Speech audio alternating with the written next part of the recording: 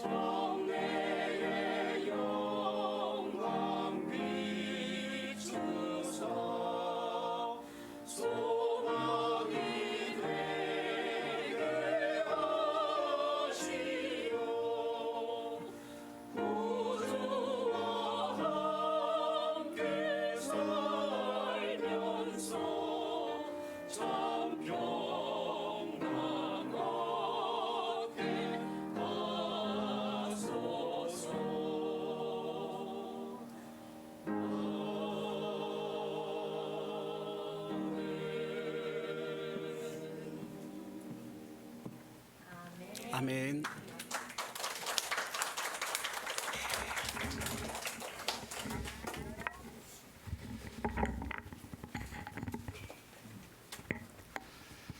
할렐루야. 하나님의 은혜와 축복이 저와 여러분에게 함께하기를 바랍니다. 이렇게 작은 날개짓이 그 반대편에 큰 바람을 이렇게 일으키는 것 같이 작은 어떤 움직임들이 교회 안에 큰 은혜가 임하는 것 같다라는 생각이 많이 듭니다. 참 감사드립니다. 우리들의 믿음이라고 하는 것을 생각해 볼 때 프로테스탄트의 어떤 기준은 종교개혁이었거든요. 종교개혁이 이루어졌던 이유 중에 하나는 기독교 신앙이라고 하는 것이 많은 부패함과 어려움들이 있었기에 우리의 어떤 다시 한번 말씀으로 돌아가고 믿음을 우리가 구원이 이룬다라고 하는 것에 대한 부분들을 우리 마음속에 깊이 새기자라고 하는 마음이 있었단 말이에요. 그러다 보니까 뭐가 가장 크게 강조되었냐면 믿음이라고 하는 것이 크게 강조가 되었습니다. 믿음이 강조되다 보니까 상대적으로 행함이라고 하는 것은 덜 강조되게 되었어요. 그러다 보니 많은 사람들에게 인식되어지는 것은 믿음과 행함이라고 하는 것이 분리되어진 이원론적인 신앙과 믿음이라고 하는 것을 이렇게 받아들이는, 그렇게 인식되어지는, 그렇게 느껴지는 그런 어떤 삶의 모습으로 이어지게 되었단 말이에요. 과연 믿음이 좋다고 할 때 믿음이 좋다라고 하는 것은 뭘 말을 하는 것일까? 우리가 이 말씀을 통해서 재조명해 보았으면 좋겠거든요. 과연 우리가 믿음이 좋다라고 말하는 것은 과연 무엇인가? 본격적으로 야고보서가 지금 말하고 있는 핵심적인 주제를 지금 이야기하고 있는데, 믿음이라고 하는 것은 보여줄 수 있어야 되는 것이고 증명되어져야만 한다라는 거죠.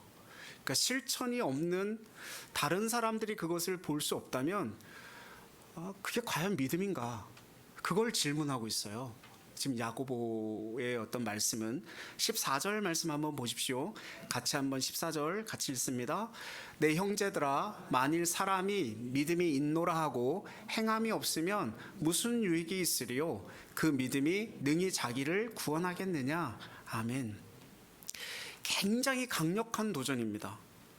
그 믿음이 너를 구원하겠느냐? 이 구원의 문제를 지금 건드린단 말이에요. 행함이 없는 믿음은 죽은 것이다. 이게 17절에서 말씀을 하고 있고요. 20절에서는 행함이 없는 믿음은 헛것이다. 이렇게 얘기해요. 그러니까 지금 믿음이라고 하는 것에 대한 이야기를 할 때 행함이 없는 믿음은 헛것이고 행함이 없는 믿음은 죽은 것이고 행함이 없는 믿음은 구원을 얻을 수 없다. 이렇게 말씀하고 있다는 것입니다. 우리는 대부분 이렇게 생각하잖아요. 내가 이 정도 믿음을 가지고 있으면 그래도 괜찮아. 이 정도면 내가 믿음이 좋은 거지.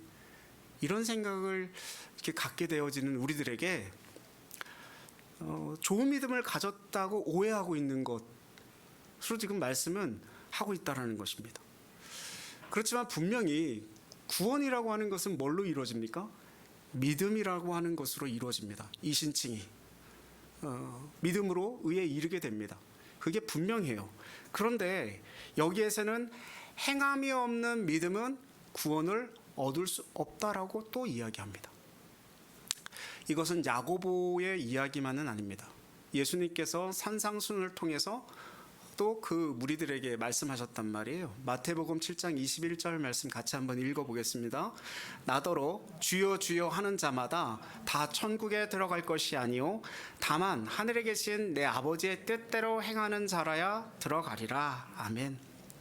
참 무서운 말씀이죠. 구원받았다라고 생각하는 사람들에게 너 천국 들어갈 줄 알아? 그냥 주여 주여 외친다고 천국 들어가는 줄 알아? 이렇게 얘기하고 있는 거예요. 주여 주여 외치는 게 뭘 얘기하는 겁니까? 기도도 하고 간증도 하고 예배도 드리고 교회에서 다양한 봉사도 하고 말할 때마다 할렐루야 아멘을 외치는데도 불구하고 결정적으로 행함이 없다고 한다면 그것이 믿음이겠느냐. 그냥 비슷한데 진품은 아니라 유사품이라는 얘기입니다. 진짜가 아니라 가짜라는 이야기예요. 그러면서 야고보는 구체적인 예를 15절 16절을 들어서 말씀을 하고 있어요. 같이 한번 읽겠습니다. 15절 16절입니다. 만일 형제나 자매가 헐벗고 일용할 양식이 없는데 너희 중에 누구든지 그에게 이르되 평안히 가라 덥게 하라 배부르게 하라 하며 그 몸에 쓸 것을 주지 아니하면 무슨 유익이 있으리요. 아멘. 초대교회 그 공동체 안에는 실제적으로 가난하고 어려운 사람이 많았던 듯 보입니다. 그런데 다른 사람의 필요를 채워주지 않고 거의 그냥 말로 때우는 그런 모습을 보인다면 그게 믿음이겠냐라는 거예요. 형제 자매가 헐벗고 굶주려 있는 상태임을 잘 알고 있음에도 행동하지 않는다면 그 사람을 믿음이 있다고 말할 수 있겠느냐라는 겁니다. 성경에서 말한 것처럼 그냥 평안히 가라, 배불러라, 뭐 이렇게 그냥 얘기하는 게 뭐에 쓸 것이 있냐라는 겁니다. 정말 지금 아무것도 먹을 게 없고 아무것도 쓸 것이 없는 사람에게 삼시세끼는 다 먹어야지 배부를 수 있고 건강할 수 있어. 너 추우니까 불 잘 떼고 따뜻한 파카 입고 그렇게 다녀라. 이렇게 말하는 것이 무슨 소용이 있겠냐는 거예요. 차라리 말이라도 하지 않으면 좋은데 말잔치로 끝나는 경우가 많다는 것입니다. 돕지 않고 말로만 한다면 그건 믿음이 아니라고 야고보는 분명하게 말씀하고 있습니다. 도울 사람이 혹 감동이 되어서 눈에 보이면 즉시 실천에 옮기셨으면 좋겠습니다. 실천에 있어서 최고는 즉시 하는 겁니다. 시간이 지나면 안 되게 되어 있습니다. 깨닫는 순간 실천하는 것이 믿음입니다. 예배 가운데 내게 주시는 말씀이 있고 감동이 있어요. 은혜가 있어요. 그러면 내가 나중에 이거 해야지 이렇게 마음 먹으면요 그거 안 됩니다. 내 마음에 드는 즉시 행하셔야 됩니다. 한번 미루면요 한없이 미뤄지는 경향이 있어요. 여러분 우리들은 하나님을 믿는 하나님의 백성들이잖아요. 그러니까 성도치고 나는 말씀 앞에 불순종할 거야 라고 생각하는 사람이 없단 말이에요. 근데 대개는 언젠가 실천할 거야 라는 생각을 합니다. 이게 함정이에요. 언젠가 실천하겠다라고 하는데 잘 생각해 보십시오. 한 달 전에도 그랬고요. 1년 전에도 그랬고요. 2년 전에도 그랬어요. 사람들은요, 미루는 것이 불순종인 것을 모릅니다. 지체하는 것은 미화된 불순종이에요. 무엇보다 순종을 미루게 되면요, 사탄 마귀가 가만두지 않습니다. 어떻게든 구실을 만들어서 핑계를 만들어서 못하게 만들어요. 더더군다나 우리들은 기억력이 좋지 않습니다. 모르겠습니다. 뭐 10년 전의 일, 20년 전의 일, 30년 전의 일 난 다 기억합니다. 뭐 그런 분도 계실 수 있겠지만 돈 빌려준 거는 잘 기억하는데 말씀은 기억하지 못해요. 금세 잊어버립니다. 그래서 즉각적인 실천보다 좋은 것이 없습니다. 하나님께서 말씀으로 감동을 주신다면 지금 우리에게 순종하라고 말씀하시는 것입니다. 오늘날 우리가 믿는다고 하면서 왜 행함이 없을까? 야고보는 본문에서 한 가지를 지적하는데 그것은 지식적인 믿음입니다. 19절 말씀 한번 같이 읽어보겠습니다. 19절입니다. 내가 하나님은 한 분이신 줄을 믿느냐? 잘하는도다. 귀신들도 믿고 떠느니라. 아멘. 귀신들도 믿음이 있어요. 지난 금요일 그 새벽기도 말씀이 마가복음 1장 말씀이었는데 거기에 그 회당에서 예수님께서 말씀을 전할 때 귀신 들린 자를 만나게 되거든요. 근데 그 귀신 들린 사람이 누구를 아냐면 예수님을 알아봐요. 근데 놀랍게도 그때 그 장소에 있었던 회당장도 예수님을 몰랐고요. 서기관도 예수님을 몰랐고요. 거기 있는 무리들, 제자들 다 예수님을 몰라봤어요. 근데 누구만 알아보냐면 귀신만 예수님을 알아봐요. 오늘 말씀에도 야고보가 얘기하는 건 뭐예요? 귀신이 떠느니라. 왜 떨어요? 그 존재를 알기 때문에 떠는 거 아닙니까?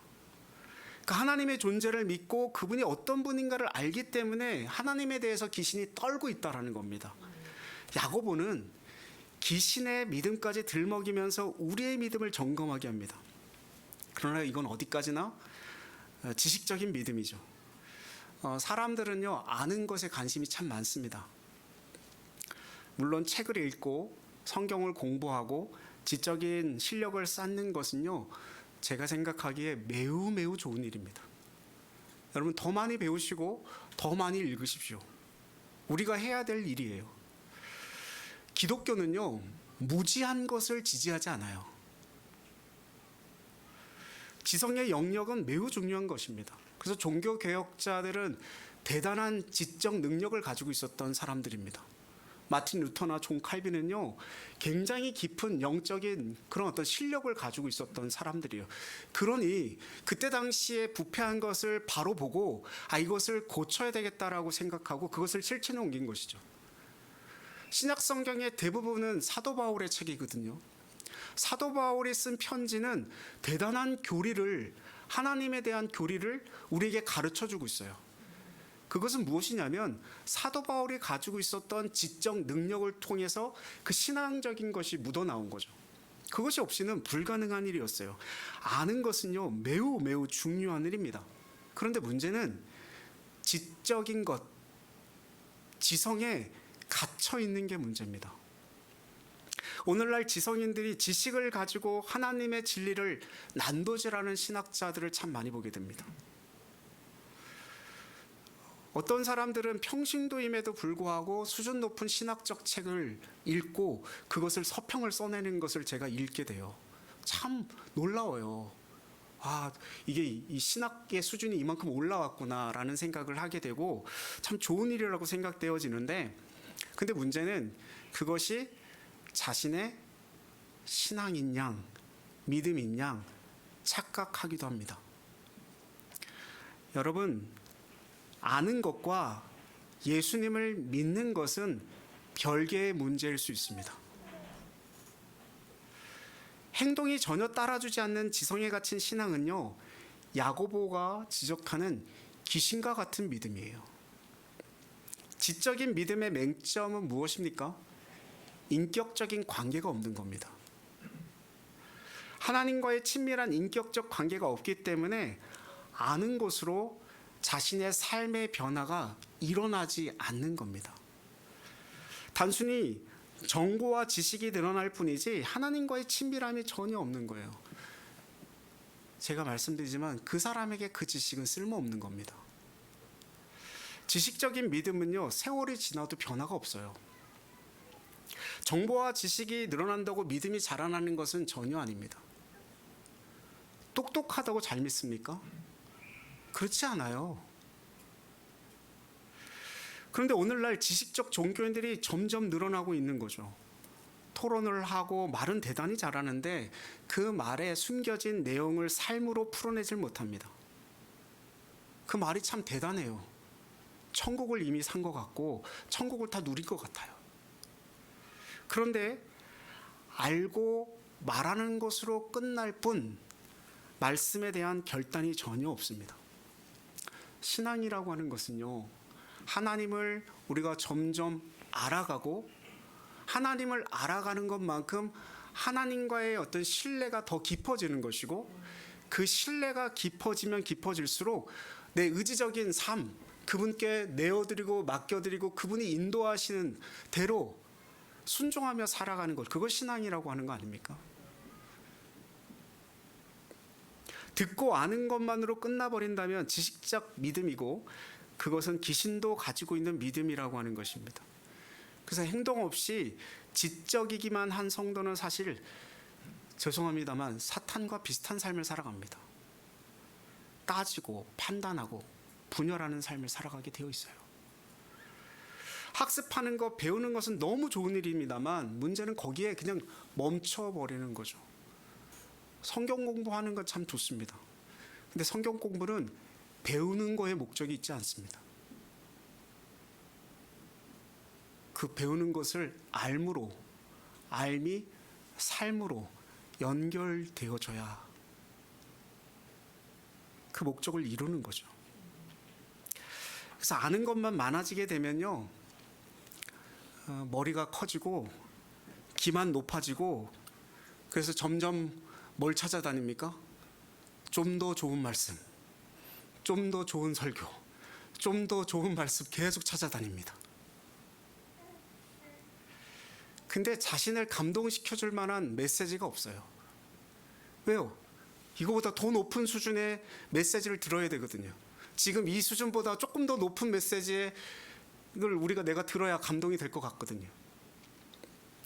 그래서 판단만 합니다. 다른 사람을 판단하기에 신경을 다 써버려서 정작 자신의 삶을 돌아보지는 못합니다. 여러분, 도울 사람이 있으면 그냥 도우면 됩니다. 근데 자꾸 따지고 있는 거예요. 저 사람을 내가 도와야 될 사람인가, 돕지 않아도 될 사람인가. 여러분, 중요한 건 그냥 우리 마음 가운데 감동 아닙니까? 저 사람의 삶이 어떻게 살고 있든지 어떤 행동을 하든지 그거는 나중 문제인 거죠. 그 뒤 배경이 무엇인지 우리가 알 필요가 뭐가 있어요. 하나님이 주시는 감동 가운데 도우라고 하면 돕는 거고, 섬기라고 하면 섬기는 거고, 헌신하라고 하면 헌신하면 되는 거 아니겠습니까? 만약에 그걸 따지고 분별하고 이렇게 계산하고 그러면 결국 자기 자신을 속이는 신앙인이 되고 맙니다. 그래서 듣고 배우고 아는 말씀이 내 삶 속에서 행동으로 녹아지지 않으면요, 그것은 나와 전혀 상관이 없어요. 제가 예전에 아이들을 이렇게 수학을 가르친 적이 있는데, 이렇게 앉혀놓고 수학 문제를 이렇게 제가 풀어준단 말이에요. 잘 이해를 너무 잘해요. 다 알겠대요. 고맙다고 딱 그래요. 다음에 자기 혼자 그 문제를 풀면 못 풀어요. 언제 이걸 풀어봤냐요? 신앙이 그와 똑같아요. 여러분, 말씀을 들을 때는 이게 내 신앙 같고 이게 내 믿음 같고 내가 그 정도의 믿음과 신앙을 가지고 있는 것처럼 느껴지지만, 돌아서면 내가 그것을 행하고 실천해보지 않으면 그것이 결코 내 것이 되어지지 않습니다. 그래서 우리에게 가장 큰 도전은 무엇이냐면 말만 무성한 신앙입니다. 저와 여러분 말 잘하잖아요. 이 그리스도인 어디다 내놔도 입만 둥둥둥둥 뜬다고 그러는데 말 잘하는 거 큰 은혜인 것 같습니다. 정말로. 그런데 문제는 말만 잘하는 것이 우리들의 연약함 아니겠습니까? 말만 있는 것이 우리들의 연약함 아니겠어요? 우리의 아픔이기도 하고요. 이스라엘 당시, 예수님 당시에 이스라엘의 모습이 그와 같았습니다. 그래서 그들을 향해서 예수님께서 뭐라고 얘기합니까? 열매는 없고 잎만 무성한 무화과 나무와 같다고 말씀하셨어요. 여러분, 무화과 나무가 잎이 무성하면 열매가 맺어져야 되는 거잖아요. 근데 열매가 없어요. 그게 이스라엘 백성이었다고 우리 얘기합니다. 오늘날은요, 여러분, 우리들도 그렇지 않습니까? 잎이 무성하지 않아요? 근데 열매가 없어요. 봉사 헌신의 삶을 살면서 열매를 맺지 않으면요, 그 모든 에너지가 어디로 가냐면 자꾸 입으로 갑니다. 말만 잘하게 되어 있어요. 행하지는 않고 말만 하는 겁니다. 헐벗고 일용할 양식이 없는 사람에게 평안히 가라, 덥게 하라, 배부르게 하라. 이건 전혀 영양가 없는 말이에요. 그 사람에게 그게 무슨 소용이 있어요? 간념적인 말로 아까운 에너지를 낭비하는 삶을 살지 않기를 바랍니다. 야고보는 그래서 예를 들고 있는데 21절 말씀 한번 보십시오. 야고보서 2장 21절 말씀입니다. 같이 한번 읽겠습니다. 우리 조상 아브라함이 그 아들 이삭을 제단에 바칠 때에 행함으로 의롭다 하심을 받은 것이 아니냐. 아멘. 이 말씀을 보면 행함으로 의롭다함을 받았다. 이것은 우리가 알고 있는 이신칭의 교리와 반대되는 개념이에요. 창세기 15장에 보면 아브라함은 행하기 이전에 믿음으로 의롭다 여김을 받았다. 이게 로마서에서 사도 바울도 증거하고 있는 바인데, 믿음으로 의롭다함을 받았다, 행함으로 의롭다함을 받았다, 서로 충돌하고 있는 것처럼 느껴지지 않습니까? 그러면 야고보서와 로마서의 말씀이 충돌하고 있는 겁니까? 여러분 잘 알고 있는 것처럼 성경과 성경은 충돌하지 않습니다. 성경 66권은요 하나된 일치된 통일성을 가지고 말씀하고 있어요. 충돌하지 않습니다. 그런데 왜 야고보는 행함이라고 이야기하고 로마서의 바울은 믿음이라고 이야기하고 있는 걸까요? 이 나무는 하나예요. 똑같은 나무입니다. 그런데 사도 바울은 뿌리 부분을 이야기하고 있는 것이고 야고보는 열매 부분을 이야기하고 있는 겁니다. 그러니까 믿음은 구원의 뿌리 부분이고 행함은 구원의 열매 부분이라는 거예요. 뿌리도 있어야 하고 열매도 있어야 된다는 거죠. 어디를 강조하느냐의 차이입니다. 아브라함은 아들을 제단에 바치는 행동을 보였고 그것의 뿌리, 그것은 믿음의 뿌리에서 나오는 행위라고 분명하게 말씀하고 있는 거죠. 근데 야고보는 그 이삭을 제단에 올려놓는 그 믿음의 행위를 보고 이게 정말 믿음이지 라고 보았다라고 하는 것입니다. 그러면 우리는 지금 행함을 말하고 있는 야고보의 이 말씀을 들으면서 어떻게 행해야 되는가, 그게 더 중요할 것 같은데, 우리의 믿음을 동사로 만들어야 돼요. 그러니까 움직이는, 행하는 믿음으로 계속 만들어 가야 됩니다. 믿는 것을 실천하는 신앙으로 바꾸려고 하는 일을 계속 해야 돼요. 그래서 지금 설교를 듣고 있는 지금도 내가 실천해 봐야지, 내가 실천할 수 있는 게 무엇인지, 내가 행할 수 있는 게 무엇인지 그것을 자꾸 마음속에 새겨봐야 됩니다. 제가 그 야고보서 말씀을 준비하면서 참 힘듭니다. 이 주보에 써져 있는 것처럼 이런 그리스도인이 되게 하소서라고 했을 때 하나님의 말씀이 삶에서 행함으로 보여지는 그리스도인, 첫 번째가 그거 아닙니까? 예배가 삶이 되고 삶이 예배가 되는 그리스도인, 나의 주인으로 섬기는 그리스도인, 언제나 어디서나 그리스도인. 이렇게 써놓고 있는 제가 말씀을 준비하면서 힘들더라고요. 2022년도 2023년도 로마서 말씀을 준비할 때는 또 전할 때는 참 기뻤어요. 즐겁고 행복하고 믿음을 얘기하니까, 의를 얘기하니까. 근데 야고보서 말씀을 준비하면서 제 안에 찔림도 굉장히 많이 오더라고요. 제가 참 많이 세속화가 되었고, 말씀보다 내 이성과 내 판단을 더 의지하고 있구나, 내 생각을 더 의지하고 있구나.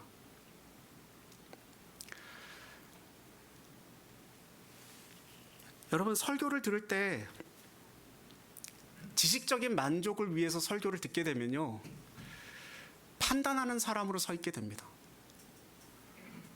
더 나은 설교를 들으려고 할 뿐이지 더 나은 삶을 추구하진 않기 때문에 그래요. 여러분 제가 하는 설교 평가하셔도 됩니다. 얼마든지. 그렇지만 평가하는 것보다 나의 삶을 점검하셨으면 좋겠어요. 말씀을 들을 때마다 내 삶을 살피는 거죠. 이해가 좀 안 될 수도 있어요. 이해가 안 되지만 말씀 가운데 이렇게 하라고 하셨는데 좋아, 한번 해보자. 실천해보는 거죠. 그렇게 행동으로 옮겨보면 그 말씀이 정말 진리구나 라고 하는 것을 깨닫게 됩니다. 그때 믿음이 우리 안에서 작동이 되는 겁니다. 실천해 본 것까지만 내 것이 돼요. 그렇지 않고서는 모든 것이 다 이론으로만 남습니다. 믿습니까? 네. 그러면 아멘 하잖아요, 그죠? 아멘의 의미가 뭡니까? 내가 믿습니다. 그 말씀이 진리입니다. 근데 여기까지가 아니에요. 내가 믿습니다. 그 말씀이 진리인 것을 믿습니다. 그리고 그 진리인 것을 내가 살겠습니다. 그렇게 실천하겠습니다. 그게 아멘에 포함되어져 있는 말씀입니다. 아멘, 아멘으로만 끝나면 주여 주여 하는 자마다 천국에 들어가지 못할 것이요 라고 하는 이 주여 주여에서 끝나는 것과 같습니다. 그래서 우리 아멘은요, 책임 있는 아멘이 필요해요. 습관적이고 형식적으로 할 때가 많은데 아멘 할 때는 그 말씀이 진리고 그 진리에 내 삶을 바치겠다라고 하는 고백이 꼭 필요합니다. 제가 이런 말씀 드리면 또 아멘을 안 해요. 저보고 어떻게 하라는 거예요? 여러분, 우리의 신앙은요, 이것도 하고 이것도 해야 돼요. 그러니까 아멘을 우리가 적극적으로 하되 그 아멘에 우리의 삶의 실천, 우리의 책임을 포함시키는 아멘을 해야만 합니다. 여러분, 신앙을 점검하십시오. 실천하는 신앙인가 점검하십시오. 말씀을 실천하려고 애를 써본 사람은 분명히 알아요. 아, 이 말씀을 실천하는 것이 얼마나 어려운가 뼈저리게 느낍니다. 그래서 그 말씀을 실천하려고 애를 쓴 사람은요, 결코 다른 사람을 정죄하지 않습니다. 겸손해져요. 지금 나는 거짓 믿음을 가진 사람인가 진짜 믿음을 가진 사람인가 분명하게 점검을 해야 됩니다. 왜 그렇습니까? 오늘 성경에 그게 뭐와 연관이 되어 있기 때문에, 구원과 연관이 되어 있기 때문에 그래요. 내가 만약 믿는다면 행해야 되는 거죠. 믿음이 어디 있느냐고 묻는 사람들에게 우리는 말로 해줄 게 없어요. 말로 해봐야 또 믿음이 어디 있는데 묻는다는 거죠. 우리의 믿음을 뭘로 보여줘야 된다는 거예요? 삶으로 보여줘야지만, 아, 저 사람이 믿음이 있는 사람이구나. 저 사람 하나님을 믿는다네? 교회를 다닌다네? 그래서 저 사람은 저렇게 살아가는 거구나. 저렇게 생각하는 거구나. 저렇게 말하는 거구나. 믿음의 실체를 보고 싶어 하는 거죠, 그 사람들은. 오늘날 우리의 신앙의 과제는요, 더 많이 아는 것이 아닙니다. 우리의 목표가요, 똑똑해지는 게 아닙니다. 말씀을 삶 속에 구현하는 따뜻한 성도가 되는 것이죠. 각종 규칙만 철저히 지키는 냉혹한 그리스도인이 아니라 연약한 이웃들, 지체들을 향해서 사랑을 실천하는 덕스러운 성도들이 많이 늘어나야 되는 것입니다. 내 믿음이 크다고 자랑할 것도 없습니다. 말없이 묵묵히 실천하는 성도로서 믿음을 증명해내는 거죠. 저와 여러분의 믿음이 그냥 전시용 액세서리가 돼가지고 그냥 걸려있는 믿음이 아니었으면 좋겠어요. 믿음은 분명히 보여주는 겁니다. 우리의 똑똑함을 드러내는 것이 아니고 우리의 몸으로 행동으로 증명하는 것이 믿음이라고 야고보는 분명하게 말씀하고 있습니다. 그 삶이, 우리의 삶이 우리의 삶으로 증명되어지고 이 세상의 모든 사람들이 그 믿음을 볼 수 있도록, 그 일에 저와 여러분의 삶이 쓰여질 수 있었으면 참 좋겠어요. 그래서 우리의 믿음을 보고, 우리의 삶을 보고, 나도 한번 교회 한번 나가봐야 되겠다. 난 저 사람이 누군지 모르겠는데, 저 사람이 믿는 하나님이 누군지는 모르겠는데, 저 사람의 믿음을 보니까 나도 하나님을 한번 믿어볼까? 이런 생각이 들게끔 살아가는 것이 우리들의 삶이어야 하지 않겠습니까? 저와 여러분의 믿음을 보여주는 신앙의 삶 될 수 있기를 주님의 이름으로 축원드립니다. 기도하겠습니다. 존귀하신 하나님 아버지, 연약한 저희들을 자녀 삼아 주시고 부르시고 또 친히 사랑한다 말씀해 주시는 은혜 감사드립니다. 주님, 고백하기는 야고보서의 말씀이 참 어렵습니다. 힘듭니다. 행함이 없는 믿음은 헛것이고 죽은 것이고 구원을 얻을 수 없다고 하는 이 말씀에 아멘한다라고 하는 것이 버겁습니다. 하지만 하나님, 다시 한번 주님의 말씀 앞에 서서 우리의 신앙이 실천하고 행하는 진짜 믿음을 소유한 자인지 점검해 봅니다. 말과 혀로만 사랑하는 자가 아니라 행함과 진실함으로 사랑하는 자들 되게 하여 주옵소서. 주여 주여만 외치는 자가 아니라 하늘에 계신 아버지의 뜻대로 행하는 자가 되게 하옵소서. 말씀의 은혜 앞에 미루는 신앙이 아니라 즉시 실천하는 자들 되게 하시고, 지식적인 믿음, 지성에만 갇혀있는 신앙이 아니라 알미, 삶으로 증명되는 하나님께만 순종하는 믿음이 되게 하여 주옵소서. 행함으로 온전해지는 믿음을 소유케 하여 주셔서 이 세상의 소금과 빛으로 살아가는 저희들 모두가 되게 하여 주옵소서. 예수 그리스도 이름으로 기도하옵나이다. 아멘.